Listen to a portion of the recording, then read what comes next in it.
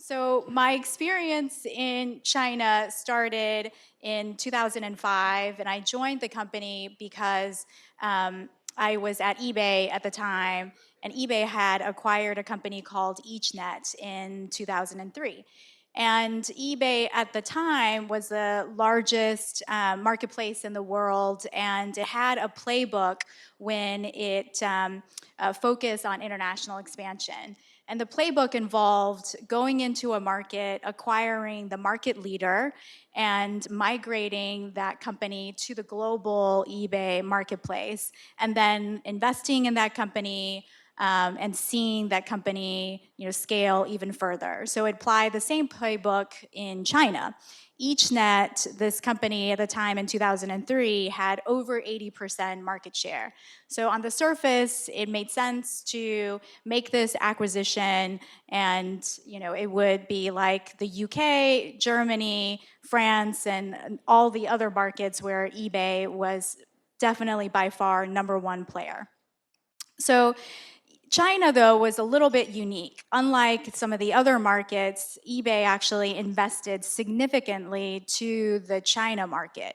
And Meg Whitman, our CEO at the time, she actually foresaw that China could be a huge player for eBay.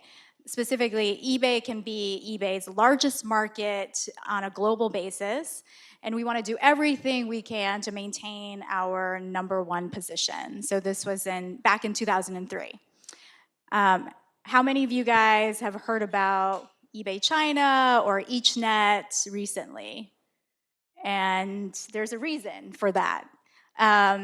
So unfortunately, in 2007, eBay actually shut down EachNet and withdrew from the China market. And at the time, in 2007, it went from over 80% market share to about 15% market share. So this had never happened to eBay before. Why did this happen, and how did this happen? So I wanted to share with you guys some of those lessons learned. So while Meg was wrong about maintaining our market share and dominance in China, she couldn't have been more right in the Chinese market and potential. So just as an example, fast forward 10 years, Taobao, which was the company that basically took market share from eBay, on one day in November 11th in 2017, it generated $25 billion in GMV just on that one day. So as a point of comparison, eBay, the entire global marketplace, in third quarter of 2017, generated $21 billion. So that just gives you sort of a point of comparison of what eBay lost in 2007. Did we not know its potential? As you saw, Meg saw this potential and invested as a company millions of dollars, sending resources to China and investing in the China market. But, obviously it didn't work out. So WTF, right? So I think in terms of the, exactly what happened, Jack Ma, the founder of Taobao, actually said it best when he said, eBay may be a shark in the ocean, but I'm the crocodile in the Yangtze River. So if we fight in the ocean, eBay wins, but if we fight in the river, we win. And he really captured the essence of what happened in China. So what went so wrong? As I mentioned earlier, eBay decided to apply its standard playbook when it acquired EachNet. And this is something that worked in every market up until then. And what did that playbook look like? Well, from a monetization standpoint, it charged listing fees and subscription fees. It also really focused on an online first strategy for marketing. And then it used the platform, the global platform, of functionality and features that to be honest, were designed for the US market. So obviously 2020 is, hindsight is 2020, and this wouldn't have worked, but it did work for all of these other markets. So we felt pretty confident that it could work in China. So what's so different about China? Why wouldn't it work?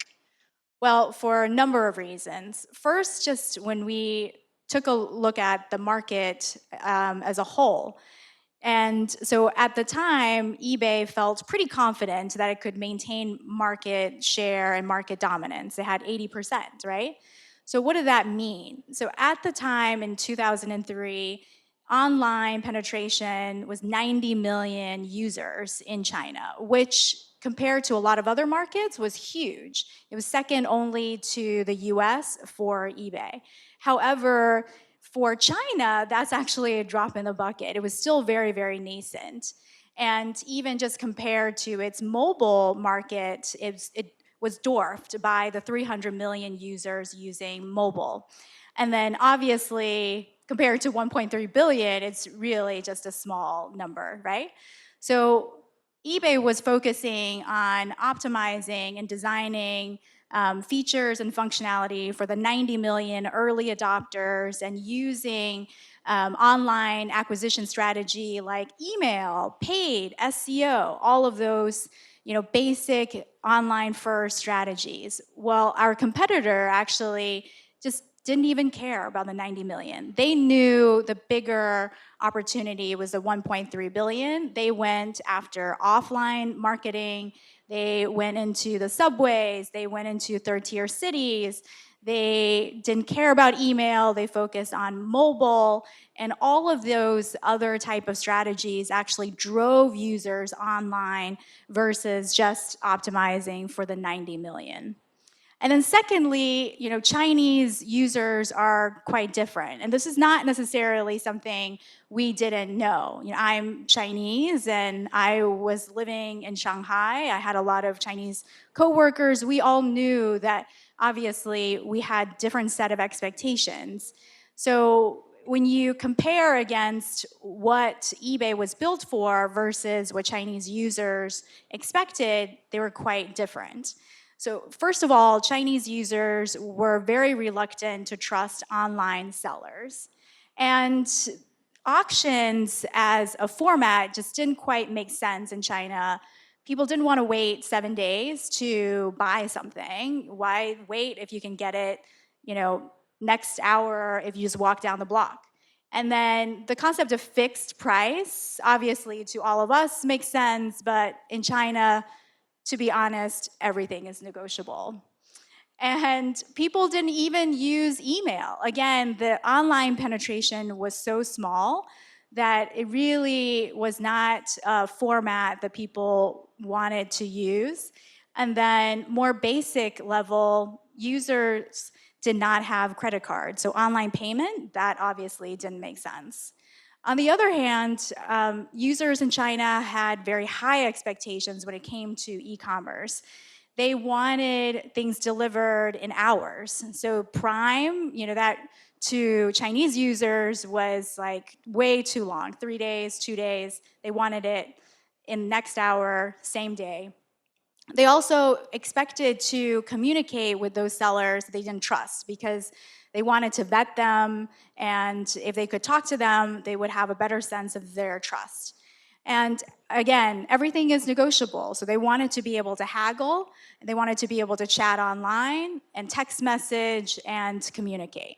So combined with the market opportunity, market size, and all of the differences, eBay was very premature in terms of our confidence in that market dominance. We weren't actually dominant, or even though we were dominant early on, that actually doesn't mean that we will retain that market share, which obviously we know now. So what did Taobao do instead? Taobao is a homegrown company, and it really took all of the users' feedback and market dynamics to heart and forgot about, really didn't pay that much attention to what eBay was doing or Amazon was doing, and really focus on designing e-commerce from scratch for the China market. What did that look like? Price was negotiable. They created a messenger app that was revolutionary at the time. We're all using, Facebook Messenger, all of these messenger apps now, but back in 2004, Taobao launched this app to connect buyers and sellers so they can communicate, so buyers can vet those sellers and negotiate in the app. Payment systems were designed for the local market. Cash on delivery was a dominant product at the time, a payment method. And then over time, it developed a lot of other payment methods as well. And logistics services. This was something that eBay as a marketplace didn't really want to get itself involved in logistics and shipping because, who does, honestly? It's like shipping is so complicated. But Taobao knew its importance, understood Chinese users' expectations, and invested in logistics from day one. And then lastly, it was free. So forget about monetization, about listing fees and commission fees. Taobao at the time, in order to compete and take over market share, just offered their product and platform for free. We were confident, so confident that this was not sustainable, they would never survive. But again, we were so focused on the 90 million market size, and they were focused on the 1.3 billion and the 25 billion GMV in 2017, that in 2005, the $200,000 it would have made really was such a drop in the bucket that they didn't care about. So, as someone who had a front row seat to this whole epic fail, I took away from this experience really seeing firsthand the importance of when you are approaching design and strategy and product, how important it is to truly, truly understand your users and your market. And while designing a marketplace in China might seem very different than designing a market for luxury, one-of-a-kind products like 1stdibs, in fact, it has really informed how I approach product and design. And so wanted to share with you some of those lessons in practice. So 1stdibs is the world's largest marketplace for one-of-a-kind luxury design products, from chandeliers to Eames chairs to Birkin bags. We have the most amount of products, and we are able to facilitate shipping. We're able to facilitate different types of payment methods and different types of purchase formats. So how did it get started? And I've been with the company for 6 years. So we actually invest significantly and try to over-index, if anything, on understanding our market and our customers. This is just an example of a user journey we created to really understand our trade customer, the interior designers, which is a core customer segment for our market. And this took months of our designers' time. We interviewed a lot of interior designers. We interviewed their sellers. We interviewed stakeholders in the company to really map out the entire workflow of an interior designer when they're purchasing an item, and also to understand what are some of the gaps in their purchase processes, what are some of the unmet needs.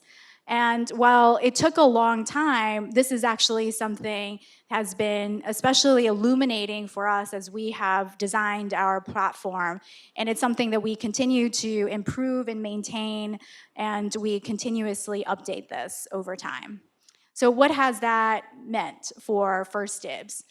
Well, we've realized for luxury design, for one-of-a-kind products, there is no one-size-fits-all solution. And just one example in terms of the purchase format, for e-commerce, typically you would expect fixed price, straight checkout. For us, where we're selling $100,000 chandeliers, $80,000 Birkin bags, that doesn't necessarily work. So we've designed a number of different formats. So we do have fixed price for some items. We also have negotiable price on others where buyers can negotiate with sellers like they would in the offline world. We also have a net price, which is something that we uncovered in our user journey analysis. That trade buyers expect a specific net price discount that they get offline. So we should try to honor that on our platform. And then we also have price upon request. So you'll see in some galleries and on our website, some items don't have a list price. The price is hidden. Well, those items are actually transactionable, and we've developed solutions to enable those items to be transactionable online. And that has resulted in a lot of different types of orders. So some orders are simple. So this is an example. It's a $1,500 print from a seller in New Mexico, and the buyer is in California. Shipping was pre-quoted. It's pretty smooth. It's simple. The buyer didn't have to talk to the seller at all and paid with credit card. I wish every order was like this, but that's not the case for our market. And so some orders are not, like this $200,000 chandelier. So how do you make a purchase like this online? And who would even make a purchase like this online, sight unseen? It does exist because this was sold. And so some of the things that we designed that enable this, first, shipping. So you would expect that online, if shipping is not available, people won't buy. That's simply not the case. For one-of-a-kind inventory that you can't access anywhere, you will buy regardless of shipping. So we have enabled that, and this buyer in San Francisco bought this product, number one, sight unseen, and number two, not knowing what the shipping price is. The seller, by the way, happens to be located in the UK. So, and luckily, in this particular instance, the buyer actually could facilitate their own shipping. God knows how, but they were able to do it. But we would have stepped in to facilitate shipping if they weren't able to do that. And then for payment method, this is another area where we have learned our buyers have unique needs. This particular buyer didn't want to use his Black Card. I don't know why, but maybe I guess didn't max out, but he wanted to use wire transfer. So we have developed the ability to accept wire transfer. And this went through, and this particular buyer actually has a lifetime spend of over $1.4 million on our platform. And here are just a few other products that our buyers have purchased on 1stdibs, including a $500,000 ring. Tomorrow's Valentine's Day as well, by the way, guys. And you can find other 9-carat rings on 1stdibs. We've also sold a marble table where we had to facilitate shipping. And then in comparison, this $2,200 light fixture seems like such a great deal. And we sell a lot of those as well. So, just wrapping up, we have, over the last 6 years, evolved our platform and developed this platform where you can buy $200,000, $300,000, any price point type of products, but we want to be able to design this product based on our user needs and based on our seller needs, and then based on market dynamics as well. And I couldn't have built 1stdibs without learning some of those painful lessons from China. And I just want to leave you guys with this image that I saw every day in China. Have you guys been to China and seen something like this? Yeah, right, exactly. So, this inevitably on the street in China, you would see some guy who's got like hundreds of boxes on his bike, and he's just doing his thing, getting from point A to point B, and you're like, there's just no way this is possible. And there's got to be a more technological, advanced way to do this. But actually, I learned from Taobao, actually seeing how they have evolved, that when you start, you don't need to have the most technical solution, the best solution. You want to be moving as quickly as you can, even if you are super scrappy. Just get started, and that's how we've built this amazing platform in 6 years. We definitely weren't doing $500,000 transactions 6 years ago. So just leave you guys with, focus on being scrappy and keep moving. Thank you, guys.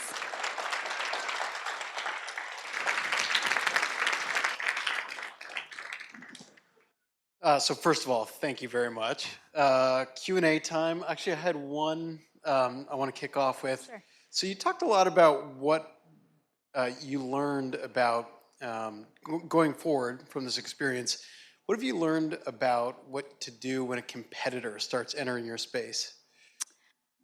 Don't underestimate any competitor, obviously. Yeah, that's a really good question, and actually within even the 1stdibs space, our market, we've seen a lot of competitors come and go. I think we pay attention to, and through that experience, I pay attention to competitors who are trying to rethink the market versus applying and copying what they've learned somewhere else. So I'm not as worried when a competitor comes online, and actually eBay has launched a competitive product, ironically enough, to 1stdibs. And honestly, I wasn't super worried because it was using the eBay playbook, and applying that to the type of inventory that's on 1stdibs, and I knew that it would not necessarily work. But I am more worried about competitors who are really trying to reinvent buying and selling online, and yeah, so definitely lesson learned, very painful lesson learned. Hi, thanks for giving that talk. It was really interesting hearing you talk about eBay because I read that case study in business school. Oh, yeah. So it was great to kind of get your personal perspective on it. And I was curious if you could talk a little bit about what the internal dynamics were in your team in China, and if there were any talks about changing strategy as you noticed they weren't working, and what was kind of going on in your head. I'm just debating how direct I can be. No, I think honestly, it was pretty painful and frustrating as someone who understood what we needed to do but couldn't actually implement the changes that we had to implement. And a couple of things that just organizationally made it very difficult. One, it was once we moved to the global platform, all the implementation decisions were made in San Jose. So imagine, in China, you're seeing what's happening, you are doing research, but you have to convince a bunch of people in a conference room in San Jose via, we didn't even have video conference back then, right? So it's like a voice conference, and it's like 7 a.m. your time, and you're trying to convince people in San Jose why you need, cash on delivery or messaging app and all of these other things. So I think inherently that prevented us from making a lot of changes that we needed to make. And then internally, it was tough because actually the EachNet team was an amazing team. They, had 80% market share. So for them to see the decline was very difficult, and we lost a lot of really good people. And I think we replaced them with some people from San Jose, and honestly, myself included, who didn't understand the Chinese market as well as we should have. Yes? Hey there. Hi. So working for a company that has successfully expanded it into like EMEA over the last few years, is starting to think about kicking the tires in China. Oh. And me being a guy whose exposure to China is watching all 3 Kung Fu Panda movies, what was your recommendation for like the first thing to read or watch or trip to take to start thinking about that? So like moving to China for dummies. And the second fun question is, what's the craziest thing you guys have sold on 1stdibs? Well, I think the $500,000 ring was pretty amazing. So first, your first question in terms of China for dummies. My advice is number one, spend some time in China and through your investor network, be connected to some great entrepreneurs and companies in China. Just absorb as much as you can. But honestly, it's tough. I think for tech companies, and eBay is not alone, right? Uber, pretty well-known story of how they've exited from China as well. I think China is a place where you can spend a lot of money very, very quickly, and the upside is quite uncertain, and the ROI is not necessarily positive. But I would recommend, if it's absolutely important for the company's growth, to be scrappy. See if you can do things. If you can test into the market without a huge commitment, because otherwise, if you go big, expect your company to be copied 10 days later and 40 clones, and that will happen. So definitely try to go under the radar as much as you can and test into it as much as you can, if that's possible. And 2 more questions. I have a very basic question for you. Sure. There's the idea of design thinking. It's something that applies more to the business corporate world. Are you familiar with what is referred to as systems thinking? Like Peter Senji, the fifth element, it's been around for 15, 20 years. But I'm just curious if you're aware of it, you've ever applied it, or... I don't think so. Stephen, have you? Systems thinking? I'm not super academic, so.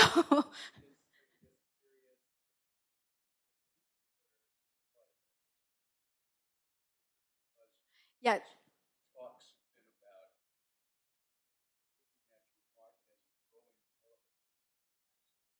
Oh. Yeah, I mean, we do view 1stdibs, for instance, as sort of an ecosystem that we're creating with buyer dynamics, seller dynamics, and everything is interconnected. But we don't necessarily have like a philosophy or a theory that we use on a day-to-day basis. So hi, Hi. I'm the final question asker. So I have 2 parts of the question. So first of all, as you mentioned before, the reason why eBay failed in China because Chinese people did not use credit card during that time. But right now, China is the biggest mobile payment country in the world. So have you ever thought about that maybe the reason why eBay failed in China was like a digital camera when it's first invented, that it's a really great product, just the market was not ready and you went for it. And my second part of my question is, the reason why it makes Chinese market so different is because the cheap labor and the big population that makes everything really efficient. When I was in China, they had their Didi to compete with Uber. That's their car service. Yes. For Uber, they have to do so many things in different ways. Like they have to do background check for the driver, and you have to check the car is safe. But for China, it's like if you have a car that is worth a specific amount of money, and you have a specific amount of driving experience, and you can drive, then you become a driver. So there's a different standard to make sure that makes that cheaper and easier. Do you think that's a compromise you have to make to penetrate the Chinese market, to lower your quality and lower your standard to really fit into the market? It's a really good question, or questions. So the first one, just to parse it out, were we just ahead of our time, and was the market just not ready? So a couple things. One is, even though China has the largest mobile payment adoption in the world, but the payment system is still it's connected to their bank ATM and their bank accounts, not necessarily credit, right? And we tried to launch PayPal very early on, but Taobao launched Alipay before we did. And there were some geopolitical reasons behind that. Obviously, payment systems in China is a little bit tricky, and we didn't get the regulation, we didn't get that approval process fast enough. But to answer your question, I don't think it was a matter of timing, because Taobao actually proved, since they were able to take our market share and were able to accelerate and grow to be a bigger company than eBay, that the market was ready. We just weren't executing the way that we should have. And the core reason is that we moved to the global marketplace, and it was just very hard for us to respond to local market needs. Your second question, in terms of, maybe about quality control and about labor, honestly, I think I have heard that from a lot of people, that superficially, are there shortcuts that Chinese companies are able to take when it comes to labor, when it comes to quality? I was always impressed by the Taobao team. Granted, some of the first iterations of their product when they launched weren't as sophisticated as eBay's, but again, back to this image, right? It's about being scrappy. You want to be the first mover's advantage, first one out with your chat app, and then you just continue to iterate. That app that I mentioned that they launched over 10 years ago, it's one of their largest payment channels, and actually the $25 billion that they generated on November 11th, 90% of it came from mobile. I mean, that's huge compared to where we are in the US. So I think they have leapfrogged us in terms of e-commerce. Thank you, guys. Xiaodi, thank you so much.